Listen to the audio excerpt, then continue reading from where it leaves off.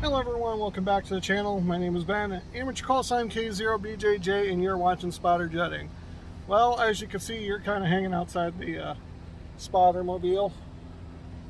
See if I get you turn. That's a brand new AnyTone antenna, but that is not the reason why we are here today. The reason why we're here today is we are doing a review, my review on the AnyTone 578 camera, the AnyTone 578 radio, and the Skybridge hotspot. So with that, I'll turn you around and we'll check it out where it is in its new home. Now, be warned, for those of you that are wire Nazis, I really don't want to use that word. My wires are a little bit rat nesty, so just be advised, you've been warned. Well, here we are, folks. My AnyTone 578 with a little bit of a janky mounting bracket system. I'll get to that in a second. And the Skybridge hotspot. So my first impressions on this, I did get the plug-and-play package from Bridgcom. I should not have. I ended up having to reprogram everything for what I needed. But the plug-and-play package initially is amazing. You get up and on the air in less than 5 minutes as advertised. So I'm going to give that a shout out to Bridgecom on that. It is as advertised. Once you get the radio, you're up and ready to go in 5 minutes. The radio itself, and I know you're whited out, can't see that, it's just Newton 2 meter. It has a very loud speaker on it. I do appreciate that because of where it's located down by my knee, and I'm hard of hearing anyway. So I don't really have a need to keep it turned all the way up, and I do have the speaker on the microphone turned on also. But I will on occasion, if I get a really, really quiet station on, to get in there. As far as going from digital, right now I'm running analog APRS. I switch over, I hit the switch it over there, and now I am on the digital side. I'm running digital APRS, so really easy to program. And I'll give you a chance to hear that sound.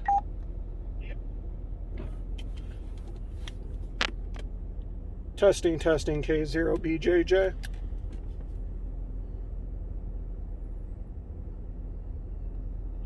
Testing, K0BJJ. So very good audio quality, and I did not have this cranked all the way up. It was about 3/4. You could hear about how loud that was. But yeah, my hotspot sits right there, and my radio sits right there. Super easy to program on the with the software. Not going to complain about that one bit. My only complaints are actually with Bridgcom, which is kind of surprising because the reason why I got the radio was because of the customer support, and I'm not going to complain about the customer support. Bridgecom's customer support is amazing. Sales team is on spot. I've been in communication with them about several different things about getting the APRS, getting digital APRS up and going, and their sales and customer support spot on. My only complaint is this 578 with custom programming came within a week. Down there advertised, or on their site, they advertise the orders usually come within 1 to 9 business days, excluding holidays. So the radio came within a week, the Skybridge came within a week, completely ready to go. That antenna showed up today about 18 business days after I ordered it. My only complaint is if with their shipping. For some odd reason, if you spend a lot of money, they get it to you quicker. You order a $100 antenna or any of the cheaper stuff, it takes longer than advertised. So I don't know if it was just a fluke. I reached out to them several times asking if it was back ordered, why hadn't it shipped yet, because when I ordered it, it said in stock, and ended up having to start a ticket and go that route versus getting a straight and simple answer. And they shipped it yesterday, and they overnighted it because it was delayed. And I will put a map on here to show how far I am away from Bridgcom systems. I literally could have drove down there, took a day trip down there, and picked one up in person. It's not like we're that far away.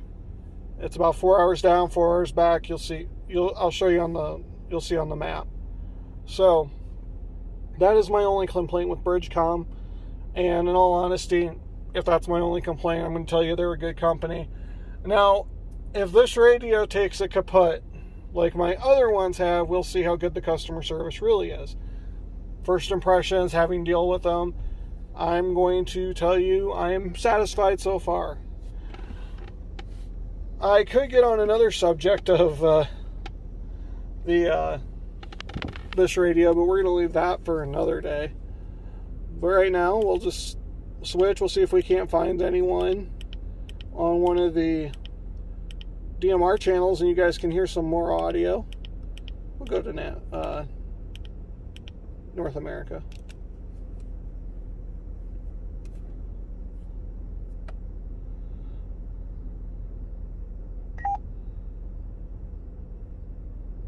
Take a listen on North America.